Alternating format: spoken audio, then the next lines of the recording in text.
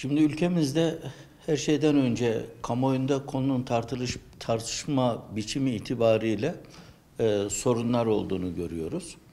Bir kere her şeyden önce ülkemizde kız erkek ayrı eğitim veren kurumlar var.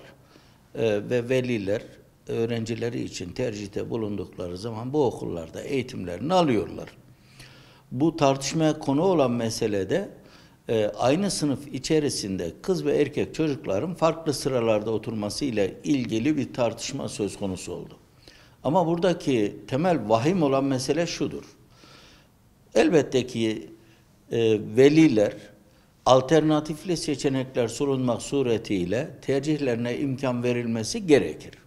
Ama ve bu konuda da zaten bu çerçevede bir uygulama zemini var, bir tartışılacak bir mevzu yok esasında. Onu söyleyebiliriz. Ancak din veya dinle ilişkilendirilen ne varsa, tabi bu dinden maksat İslam. İslam'la ilişkilendirilebilecek her ne varsa bir konu tartışılıyorsa onun karşı tarafını oluşturan hezeyanlarla dolu saldırgan yaklaşımlarıyla bir İslam düşmanı bir kitle var. Bu kitle her meselede bir takım kavramları veya bir takım yaklaşım biçimlerini de araçsallaştırarak deforme bir şekilde hezeyanlarıyla inançlı insanlara veya onların inancına dair meseleler söz konusu olduğu zaman bir İslam düşmanlığı gerçekleştiriyorlar. Bunlara üzülüyoruz. Şundan dolayı üzülüyoruz. Bunlar kınamıyoruz, acıyoruz esasında. Diyoruz ki sizin saplantılarınız, sizin takıntılarınız olabilir. Sizin bu yaklaşımlarınızı önemsemiyoruz. Ancak bizi rahatsız etmeyin, milleti rahatsız etmeyin. Yaklaşım biçimlerinizle birlikte siz de bu ülkenin bir alameti farikası olarak bulunabilirsiniz. Ama asla insanların inancını, nasıl yaşayacağını, ne yapacağını tartışma konusu yapıp da hezeyanlarınızla infial üretmeye çalışmayın. Sizin bu yaklaşım biçiminiz bir bölücülük üretiyor, ayrımcılık üretiyor. Hatta başka bir boyutuyla ötekileştirme kampanyaları oluşturmaya zemin hazırlıyor.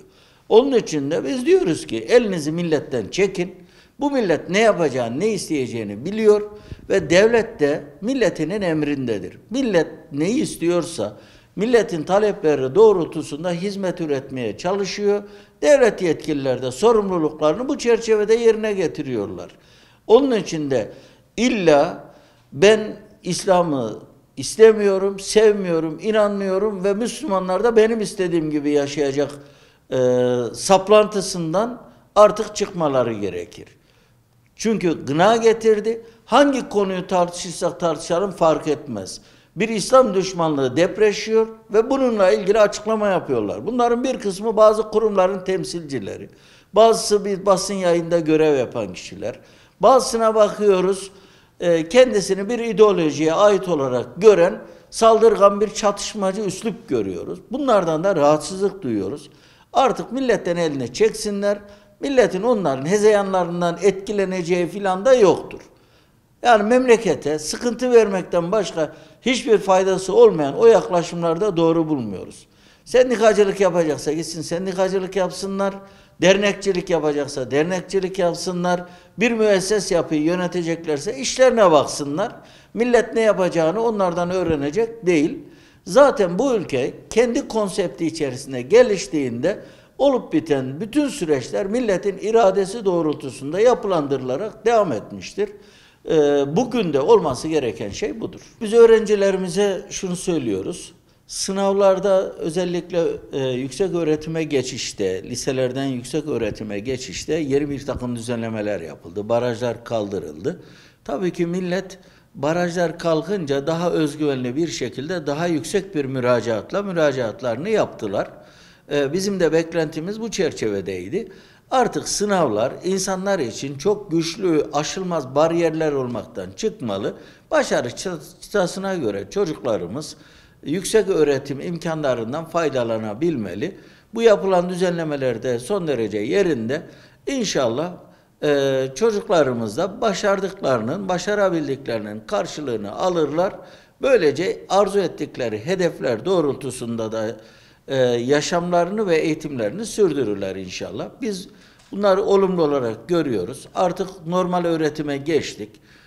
Sınavlar pandemi sürecinin gölgesindeki o sıkıntılı çerçevenin büyük oranda aşıldığını ve normal sınavları yapılabileceği bir zemine doğru da gittiğimizi görüyoruz. Çocuklarımız derslerine odaklansınlar, çalışmalarını yarıştıkları alanda emsalleriyle ilgili başarı çıtasını olabildiğince en üst noktaya taşıyabilmek için hazırlıklarını yapsınlar ve sınavlarda da arzu ettiklerini başarabilmek için de bütün süreçlere dahil olsunlar. Zaten müracaatlar yapıldı. Şu anda hazırlıklar yapılacak. Sınav günü de inşallah nasip olursa o sınavda da arzuladıkları başarıyı gerçekleştirirler diye ümit ediyoruz. Bizim tavsiyemiz de şu: sağ solu çok dinlemesin. Büyük oranda işine odaklansınlar. Yani bir noktada bu sınavlar öğrencilerimiz için bir kilometre taşı, bir kırılma noktası oluyor. Bu noktada da çocuklarımız bu süreçlere en iyi şekilde hazırlanabilmesi de kıymetli. Bu noktada bu bilinçle hareket etmelerini de kendilerine tavsiye ediyoruz.